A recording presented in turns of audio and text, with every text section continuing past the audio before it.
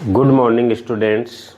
We talk about our second chapter of economics, the sectors of the Indian economy. We discussed in our earlier classes about the three sectors of economy: primary sector, secondary sector, and tertiary sectors.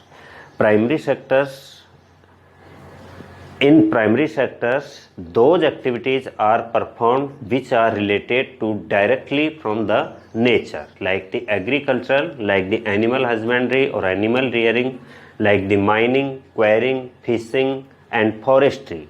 These are the primary sectors activities. These are related directly to the nature, natural resources.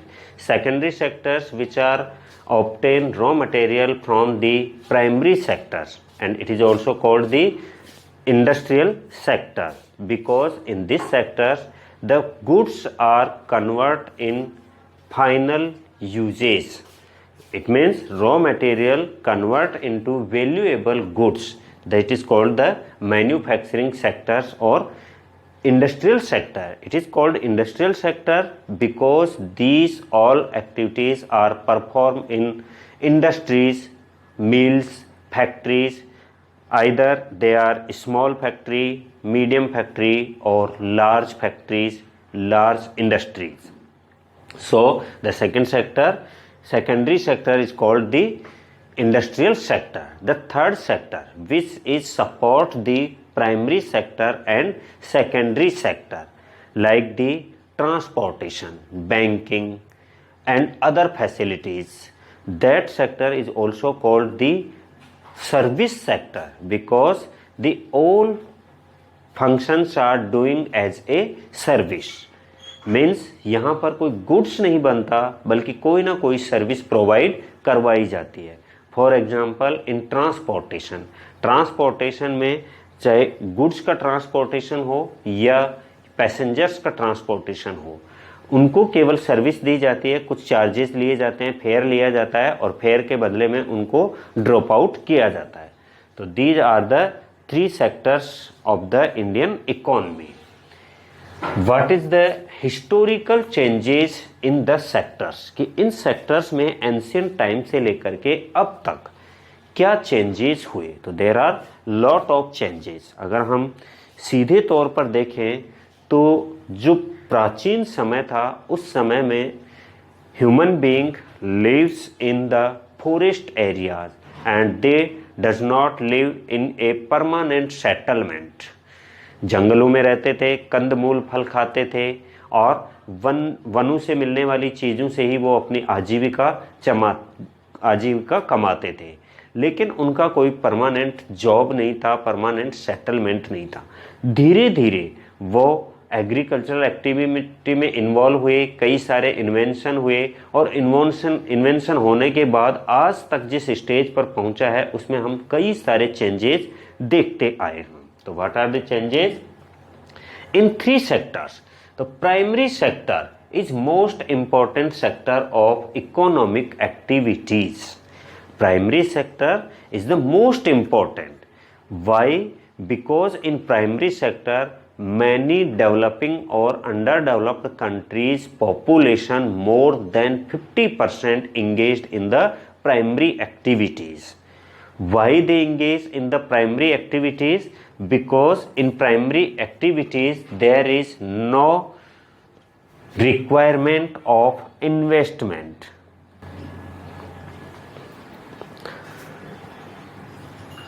अर्थात प्राचीन समय से ही हम देखते हैं कि primary sector में कोई बहुत बड़ा इन्वेस्टमेंट नहीं करना पड़ता और जो रॉ मटेरियल है वो डायरेक्ट नेचर से मिलता है. तो ये सेक्टर्स, इसके लिए कोई स्किल्स की ज़रूरत नहीं है, कोई बड़ा प्लांट लगाने की, इंडस्ट्री, मिल या फैक्ट्री लगाने की ज़रूरत नहीं है.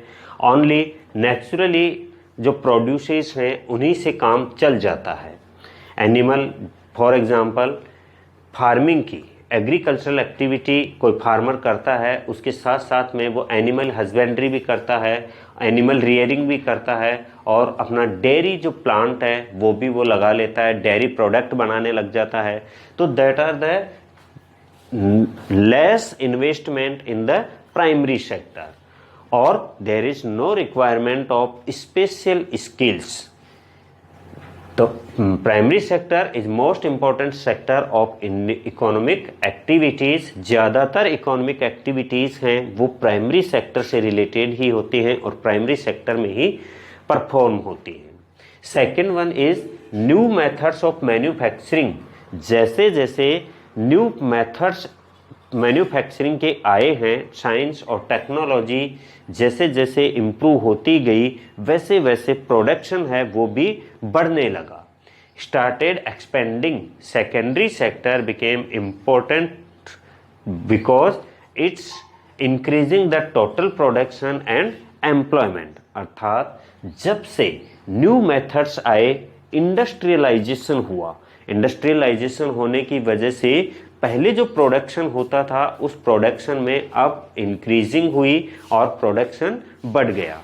प्रोडक्शन बढ़ने के साथ साथ जैसे जैसे प्रोडक्शन बढ़ा, इट मीन्स सेकेंडरी सेक्टर्स था उसका वो ब्रॉड हुआ, और सेकेंडरी सेक्टर जैसे ही ब्रॉड हुआ उसके लिए रिक्वायरमेंट ऑफ लेबर की ज़रूरत पड़ी। काम ज़्यादा हुआ, प्रोडक्शन ज़्यादा हुआ, प्रोडक्शन की सप्लाई के लिए भी जो एक चेन सिस्टम है वो बढ़ा, इंक्रीज हुआ। तो there is lot of chances और opportunities to the employer for the employment. तो लोगों को एम्प्लॉयमेंट जनरेट हुए, लोगों को एम्प्लॉयमेंट मिला और प्रोडक्शन भी बहुत ज़्यादा बढ़ा। तो जैसे जैसे साइंस और टेक्नोलॉजी का डेवलपमेंट हुआ, न्यू मेथड्स ऑफ मैन्युफैक्चरिंग आए, नई नई मशीनें इंट्रोड्यूस हुई, नए नए मेथड्स इंट्रोड्यूस हुए, तब से ये सेक्टर है वो मोस्ट इम्पॉर्टेंट सेक्टर बन गया। और आज हम बात करें जापान की, तो जापान जैसा देश है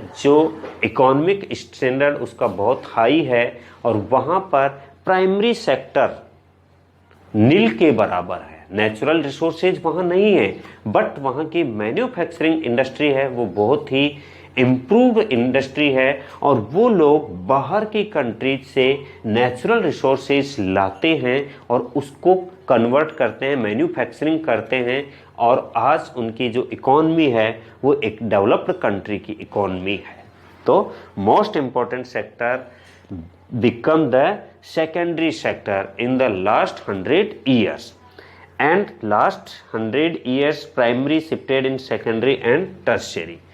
बात करें हम एग्रीकल्चर की, एग्रीकल्चर में भी न्यू मेथड्स आए हैं और न्यू मेथड्स आने की वजह से एग्रीकल्चर में भी प्रोडक्शन बढ़ा है।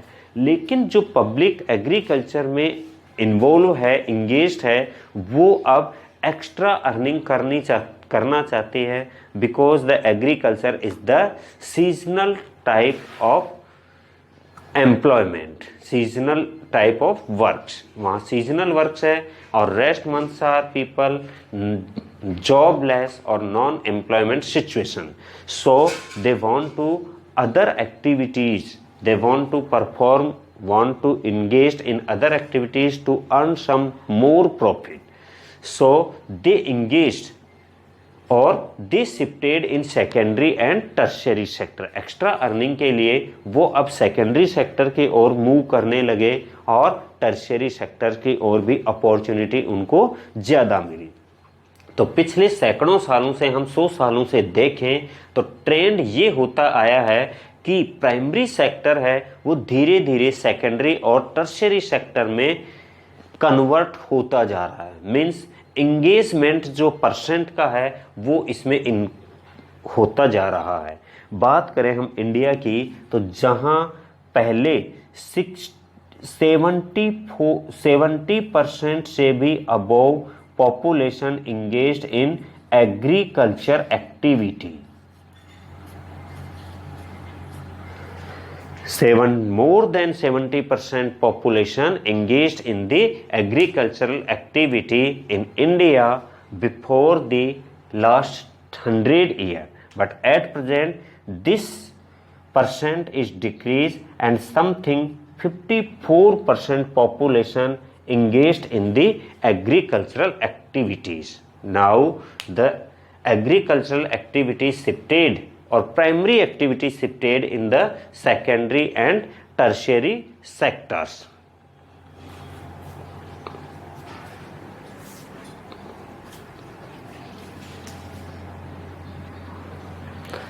The other relation between the sectors of economy and the countries economy. तो हम बात करें, टू टाइप्स ऑफ कंट्रीज होते हैं, एक डेवलप्ड कंट्रीज और एक डेवलपिंग कंट्रीज।